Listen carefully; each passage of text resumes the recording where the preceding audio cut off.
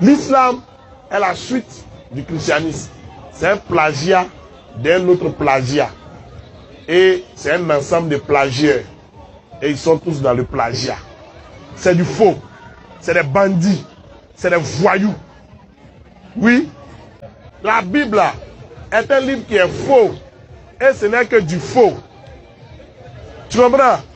L'islam, c'est pareil. Parce que l'islam ne fait que répéter. L'islam ne fait que répéter. Voilà. Donc, nous disons clairement et simplement que tant que les Noirs ne se départissent pas de tous ces mensonges, jamais les Noirs ne seront sommés. Parce que le christianisme est une arme pour rendre les Noirs malheureux. L'islam est une arme pour rendre les Noirs malheureux.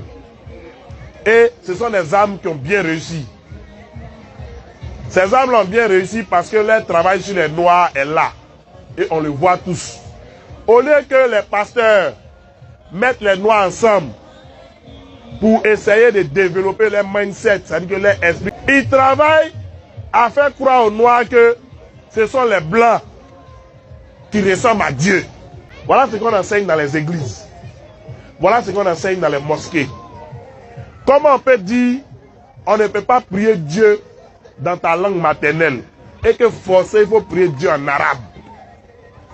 Si tu n'es pas noir, si tu n'es pas africain, il est difficile pour toi d'être intelligent. Parce que on dirait que être africain là, en même temps ton cerveau est broyé. Comment on peut te dire que Dieu ne comprend que l'arabe? Alors que c'est le même Dieu qui a permis à ce qu'il y ait toutes ces langues-là. Mais lui, il a permis qu'il y ait toutes ces langues, mais dans toutes ces langues, il a trié, et puis c'est une seule langue que lui parle. Et si Dieu a permis qu'il y ait diversité de langues, mais c'est parce que lui-même est d'accord avec le fait qu'il y ait diversité de langues. Et c'est parce qu'il doit être normalement, s'il est juste, il doit être capable de parler toutes les langues. Mais il ne doit pas trier pour dire que non, moi voici ma langue, qui est l'arabe, et on doit me prier uniquement en arabe. Il y a des gens même là, ils ne savent même pas comment dire bonjour en arabe. Mais ils ont appris tout le Coran par cœur. Tu vois comment les gens sont bêtes. C'est malheureux. C'est malheureux. L'islam est la suite du christianisme. C'est un plagiat d'un autre plagiat. Et c'est un ensemble de plagiaires. Et ils sont tous dans le plagiat. C'est du faux. C'est des bandits. C'est des voyous. Oui. Ceux qui nous ont envoyé l'islam sont des voyous. Ceux qui nous ont envoyé le christianisme sont des voyous. C'est des bandits de grands chemins. Ils ont été voyous. Ils ont été brigands. Ils ont été bandits. Ils se sont accommodés avec les politiques pour pouvoir annexer les territoires et imposer leur vision religieuse aux autres.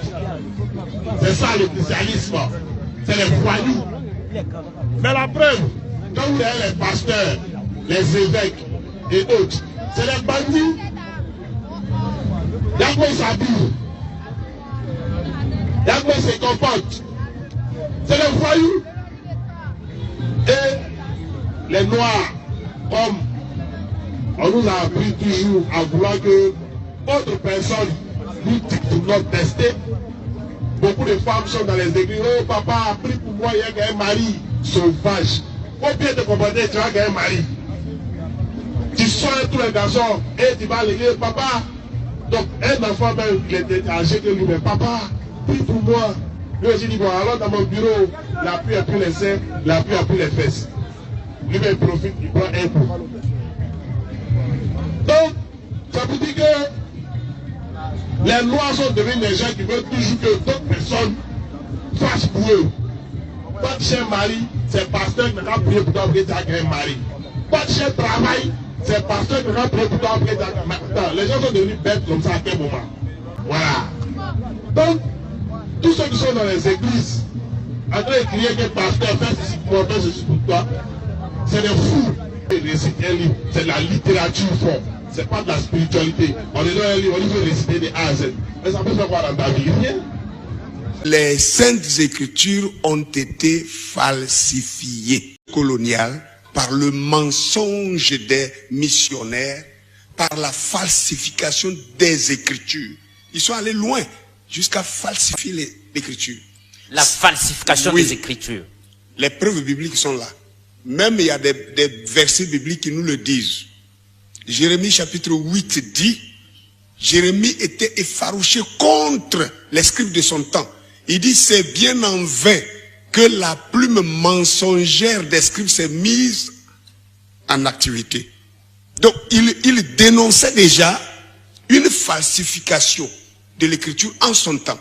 L'apôtre Paul vient, 2 Corinthiens chapitre 2 verset 17, il nous dira, nous ne falsifions pas l'écriture, la parole, comme le font plusieurs. Ça veut dire qu'il y avait déjà plusieurs personnes qui étaient à l'œuvre en train de falsifier cette écriture-là.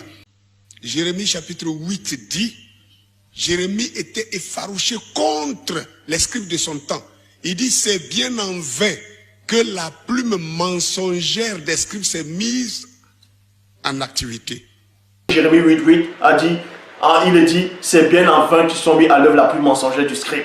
Quand Jérémie écrivait cela dans Bel-Air, quand il était en train d'écrire, quand il était en train de prophétiser sur ça, dans ses écrits, il me voyait déjà. Il savait que j'allais venir. Il savait l'œuvre que je suis en train d'accomplir. C'est pour ça qu'il a même sourire. Il dit, c'est bien enfin. Parce qu'il a vu celui qui est en face de vous. Il dit, c'est bien enfin.